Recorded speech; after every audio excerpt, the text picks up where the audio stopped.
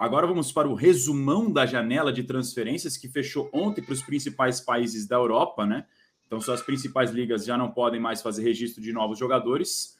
Embora seja importante salientar aqui para vocês que aqui no Brasil a janela de transferências para os clubes que estão contratando continua aberta até o dia 3 de abril. Então, tem bastante tempo até os clubes brasileiros fazerem movimentações de jogadores internacionais, como é o caso dessa janela desse momento. Mas nas principais ligas da Europa, nos principais países, a janela fechou ontem, dia 31 de janeiro. E a gente ontem fez até uma parte de um resumão dessa janela, foi atualizando alguns casos importantes e impactantes. Um desses casos era o do Enzo Fernandes. A gente estava com a pergunta no ar ontem, né, Andrade? Vai ou não vai sair do Benfica? Vai para algum clube inglês ou não vai? No fim das contas, aos 45 do segundo tempo, ele foi. E o Enzo Fernandes não foi por pouca coisa, não. Foi por uma bela grana, uma bagatela. Inclusive, o Bruno Andrade trouxe no nosso blog, o Mercado da Bola, a respeito dessa informação de que é recordista de transferência em vários sentidos, né, Andrade? Lembrando que ontem, quando a gente falou sobre o Enzo Fernandes, o dia começou com o Enzo Fernandes mais distante do Chelsea do que propriamente próximo, mas evidentemente que no último dia reviravoltas acontecem e aconteceu, foi fechada de fato ali, faltando pouquíssimo tempo para o fim do mercado, especialmente no futebol inglês. O mercado português fechou uma hora depois, mas o do inglês fechou às 11 horas, horário pelo menos de Londres, enfim, tendo em vista aquilo que é o horário inglês. Basicamente, o Chelsea conseguiu a contratação, mas teve que tirar a mão do bolso, assim como fez em outros grandes negócios nessa janela. Só para resumir, o Chelsea conseguiu gastar só nesse mercado de inverno, ou seja, só entre dezembro e janeiro, quase 2 bilhões de reais, ou seja, cerca de 360 milhões de euros, e só com o Enzo Fernandes, 121 milhões de euros. Lembrando que ele tinha uma multa rescisória de 120, mas o Chelsea colocou mais 1 milhão de euros para praticamente resolver questões de impostos. É importante frisar essa informação. E fecha, então, por 121 milhões de euros. O Enzo assinou contrato até 2031. E depois, essa é uma questão que vale discutir, porque é mais um jogador do Chelsea que assina longo contrato entre 7 e 8 temporadas. Tudo isso para depois reduzir e fatiar o valor gasto para evitar o fair play financeiro. Mas é um Enzo que, sendo vendido por 121 milhões de euros, é para já o argentino mais caro da história, é o volante meia mais caro da história, isso da história, de todos os campeonatos, de todos os cenários, e por último, é a contratação mais cara do futebol inglês, pelo menos de forma oficial.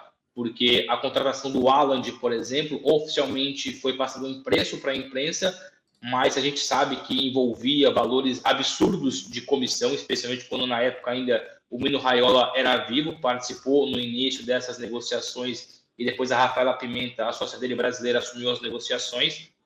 O Grealish também, muito se fala sobre valores oficiais e oficiosos. O oficial é abaixo também do Enzo Fernandes, mas o oficial trata o Enzo Fernandes como também a maior contratação da história do futebol inglês, alguém que 21 para 22 anos custou há pouco tempo atrás, em agosto de 2022, ou seja, há 7 meses, apenas 10 milhões de euros, 10 mais 8, ou seja, 18 milhões de euros do River Plate para o Benfica, ou seja, o Benfica contratou por 18 e 7 meses depois vendeu por 121 milhões de euros. E o River Plate, que manteve 25% dos direitos, agora está igual o filme brasileiro que o ator chega no quarto e grita, virei playboy. Ficou rico o River Plate. Exato. Agora com essa venda. E a gente chegou a falar sobre isso quando o Enzo foi campeão mundial, a gente falou o seguinte, eu lembro dessa discussão entre eu e você, Razan, que se o Enzo Fernandes tivesse sido vendido pela multa rescisória, que na época era entre 20 e 22 milhões de euros, o Benfica poderia ter feito isso, mas na época não tinha cash suficiente para poder pagar e fez esse acordo, 10 mais 8, e o River Plate manteve 25%. Aí foi a sacada do River Plate, ele foi muito inteligente, porque hoje, juntando os 18 da primeira venda, 25% do valor de agora, o mecanismo de solidariedade, o River Plate vai encaixar entre 45 e 50 milhões de euros. Para quem ia receber 20, acabou recebendo quase 50, ou seja, 30 milhões de euros a mais, e é uma estratégia que tem sido usada com frequência no futebol sul-americano. A gente já falou do Danilo para o Nottingham Forest, que também o Palmeiras segurou uma parte. Enfim, outros grandes clubes no futebol sul-americano tem feito isso, vendido bem, nem sempre por um valor estratosférico, mas segurando ou porcentagem de mais-valia ou até mesmo dos direitos econômicos. Ainda em cima da janela de transferências, Andrade, como é que o Chelsea gasta quase 2 bilhões em contratações de reforços e não estoura o fair play financeiro? E como é que chegou essa quantia absurda? A gente sabe que, por exemplo, teve a movimentação do Jorginho para o Arsenal de saída, mas contrata o Enzo Fernandes, que é a negociação mais cara de todas, como você acabou de explicar, e também contrata, por exemplo, o Andrei Santos, que era do Vasco, volante, uma das várias incorporações. Mas como é que chega a quase 2 bilhões? Só trazendo aqui mais alguns detalhes, se você incorporar o que foi o mercado de verão, ou seja, o mercado de agosto, o Chelsea gastou mais de 530 milhões de euros, somente nesse mercado foram 360, mas enfim, juntando os dois mercados, ou seja, a temporada ativa, mais de 530, 540 milhões de euros. No top 5 dos negócios agora, no mercado de inverno, que fechou ontem, o Chelsea coloca 3 negociações, das 5 principais, 3 foram feitas pelo Chelsea, as 2 primeiras foram do Chelsea, no caso o Enzo Fernandes, 121 milhões de euros, e o Mudryk, ucraniano, que deixa o Shakhtar para o Chelsea, 70 mais 30 por bonificações. A forma que o Chelsea encontrou aqui, e os clubes ingleses têm encontrado, mas o Chelsea, sobretudo, até porque tem dinheiro também para poder depois gastar de forma parcelada, o que o Chelsea tem feito? Ele tem se aproveitado de uma brecha que a FIFA permite, que a UEFA permite por enquanto, mas isso vai mudar, de fazer longos contratos com os jogadores. O Mudryk acertou um contrato válido por 8 temporadas. O Enzo Fernandes também assinou um contrato por 8 temporadas. Resumindo, quando o Chelsea coloca um longo contrato, ele dilui o valor da negociação nesse contrato. Por exemplo, se o jogador for contratado pelo Chelsea por 50 milhões de euros num contrato de 5 anos, o Chelsea paga 10 milhões de euros por ano e não 50 milhões de euros a pronto, de imediato. Então, essa é a principal estratégia do Chelsea para poder evitar e fugir do fair play financeiro. Esticar os contratos dos jogadores e diluir as negociações, os valores, de acordo com o tempo de contrato desse mesmo jogador. Então, facilita muito. E uma outra estratégia que o Chelsea também usa, mas outros clubes ingleses também têm adotado, até para que o pagamento seja feito somente no próximo orçamento, é basicamente, vou usar o exemplo aqui do Matheus Cunha, que foi negociado do Atlético de Madrid para o Wolverhampton. Foi um empréstimo, então esse empréstimo com obrigação de compra. O Wolverhampton não gasta nada nesse momento, ou seja, foge do fair play financeiro, porque fez outros grandes investimentos, e só vai pagar o Matheus Cunha na próxima janela, na próxima temporada. Por quê? Quando faz um empréstimo com obrigação de compra, olha a bizarrice, entre aspas. Basicamente, a obrigação de compra é ativada quando o Matheus Cunha fizesse somente um jogo. Isso, obviamente, aconteceria, diferentemente de outros negócios que causam obrigação de compra, por exemplo, 30 jogos na temporada e 20 gols. Aí, geralmente, é mais difícil. E isso acontecia no passado. Hoje, para fugir do fair play financeiro, além dos longos contratos e diluir o valor, é basicamente você fazer empréstimos com obrigação de compra e jogando essa obrigação de compra para a próxima temporada, mas objetivos bizarros, simples, que se cumprem em piscar de olhos, como aconteceu com o Matheus Cunha, um jogo e o Wolverhampton é obrigado a pagar. Se eu não me engano, acho que você se lembra, você deu a informação, se eu não me engano, 45 milhões de euros, acho que foi o Matheus Cunha, ou perto disso. Vou até checar depois na sequência para a gente trazer certinho, mas realmente é algo que é a tal da malandragem, né? São maneiras de você se esquivar da regra. Você coloca um empréstimo com obrigação de compra, uma cláusula que é 100% factível da pessoa cumprir, e você, em vez de jogar contabilmente esse gasto nessa janela de agora, você joga para frente para o orçamento da sequência e aí consegue encaixar os números nesse quebra-cabeça que os clubes têm que fazer entre receitas que entram e receitas que saem, Andrade. E exatamente isso, e a forma que a FIFA, mas especialmente a UEFA, vão agir para tentar evitar isso, o drible ao fair play financeiro, na Premier League, os contratos serem válidos apenas, no máximo, no caso, 5 temporadas, como acontece em Portugal, por exemplo. Em Portugal você não consegue, porque a Liga Portuguesa não permite contrato de 6, 7, 8 temporadas. O que acontece muitas vezes é o contrato de 5 temporadas, mais 1 ou 2 de renovação automática. Portugal não permite mais de 5, exatamente por isso, entre outros motivos, para não fugir do fair play financeiro. É isso expectável para a próxima temporada que a Inglaterra faça com os clubes ingleses. No máximo 5 anos de contrato, que é o natural, é o habitual, boa parte do mundo, para você não fugir, então, do fair play financeiro. 50 milhões de euros era a obrigação de compra do Matheus Cunha. 50 milhões. 275 milhões de reais na época da condição. E a condição era em dezembro. E a condição era fazer somente um jogo. Não sei se você chegou a anunciar ou divulgar esse detalhe. Eu obtive esse detalhe depois, me explicaram, não me recordo se você também teve acesso, mas é basicamente isso. Somente um jogo para o Matheus Cunha ativar a obrigação de compra.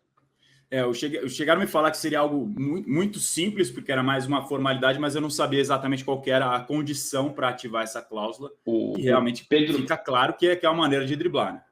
O Pedro Porro, o lateral espanhol do Sport, que foi vendido ontem também, quase que em cima do fecho do mercado, o fechamento do mercado, o fecho, como falamos aqui em Portugal, ele foi vendido, por 45 ou 47,5 milhões de euros, mas o Sporting, e todo mundo deu essa informação, foi vendido por 47,5.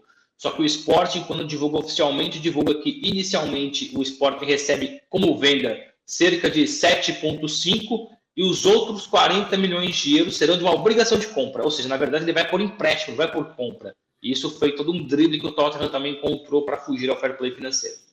Ainda falando da janela de transferências, esse nosso olhar inicial, evidentemente, é sobre os clubes europeus e não só jogadores brasileiros, porque o caso do Enzo Fernandes foi o que mais movimentou, como o Andrade já explicou, mas também nos clubes brasileiros teve também uma movimentação significativa. E a gente faz um recorte aqui no nosso blog Mercado da Bola para explicar para vocês isso. Entre os jogadores brasileiros, o Danilo do Palmeiras, que o Andrade acabou de se referir, foi a movimentação de um só jogador a mais cara, 20 milhões de euros para o Nottingham Forest, e esses 20 milhões de euros fixos, ou seja, o Palmeiras recebe independentemente de metas e bônus por performance, não muda nada nesse caso. O Danilo, então, sendo o mais caro de todos. Depois, na sequência, nesse top 5, você tem o João Gomes, do Flamengo, que sai do Flamengo para o Wolverhampton por 18,7 milhões de euros fixos, isso sempre falando em valores fixos, que é o que é garantido para o clube, independentemente do bônus por metas. Na sequência, o Gerson, do Olympique de Marselha para o Flamengo, a maior compra de um clube brasileiro nessa janela internacional da Europa. Nesse momento, o Gerson vai custar 15 milhões de euros ao Flamengo, que dá cerca de 75, se eu não estou enganado de cabeça, milhões de reais. Reportagem que eu escrevi, inclusive, está aqui completa, na verdade, 85 milhões de reais, na conversão os 15 de euros do Gerson.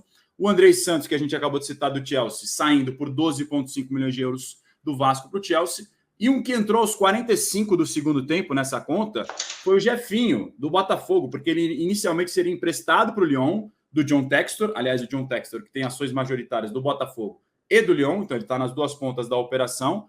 Inicialmente seria um empréstimo e o Botafogo anunciou no último dia da janela de transferências ontem, a gente mostrou isso aqui no finalzinho do programa, que foi uma negociação definitiva. Por 10 milhões de euros, o Jefinho saindo então agora de forma definitiva do Botafogo para o Lyon, além dos bônus, também tem no caso do Jefinho mais 2,5 de euros. Então, né, Andrade, a gente vê que o Flamengo está muito envolvido nas transações de saída e chegada, com o João Gomes de saída e com o Gerson de chegada, e o Palmeiras liderando essa lista, que tem vários promissores jogadores brasileiros.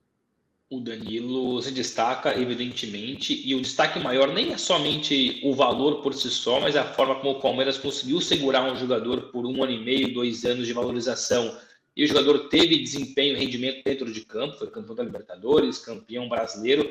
Ainda assim, é um valor interessante, 20 milhões de euros. Até acho, sinceramente, que o Danilo vale mais e vai se projetar mais no futebol europeu agora na Inglaterra. Mas não deixa de ser um valor importante, porque ele já encaixou e entregou valores para o Palmeiras, não só financeiros, monetários, mas também em relação à história, ser campeão, trazer títulos importantes para o clube. O Flamengo mostra novamente a sua força, compra bem e também vende bem. E se me permite só regressar ali atrás para falar um pouco sobre o Chelsea, um porto importante para poder mostrar a força, ou pelo menos os dribles que o Chelsea consegue fazer no mercado de transferências, ou loucuras.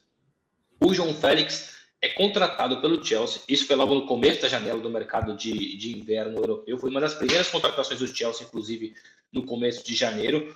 O Chelsea contratou o João Félix do Atlético de Madrid por empréstimo, sem opção de compra, sem obrigação de compra, e pagou 11 milhões de euros por uma taxa de empréstimo, ou seja, o rendimento vai ser único e exclusivamente dentro de campo. O Chelsea não vai ter obrigação, não vai ter opção. Se quiser comprar, vai ter que negociar do zero com o Atlético de Madrid. Isso prova a loucura e como o Chelsea consegue gastar dinheiro nessa temporada. E outro nome interessante que nós não falamos, porque foi por empréstimo, mas tem tudo para ser uma opção de compra exercida em junho. O João Cancelo, que é um dos principais laterais do futebol mundial, se não for o principal lateral do futebol mundial no momento, foi emprestado ao Bayern de Munique com uma opção de compra de 70 milhões de euros. Informações importantes, então, do nosso Bruno Andrade, explicando para a gente entender mais esses panoramas que tem várias perspectivas que a gente pode abordar aqui sobre o mercado de transferências que fechou. Lembrando, internacional, tá, gente? Das principais ligas, não quer dizer que aqui no Brasil isso não vai continuar acontecendo. Não só vai, como já segue acontecendo a todo vapor com essas movimentações dos clubes brasileiros, porque a janela aqui para o Brasil só se fecha no próximo dia 3 de abril e as movimentações continuam.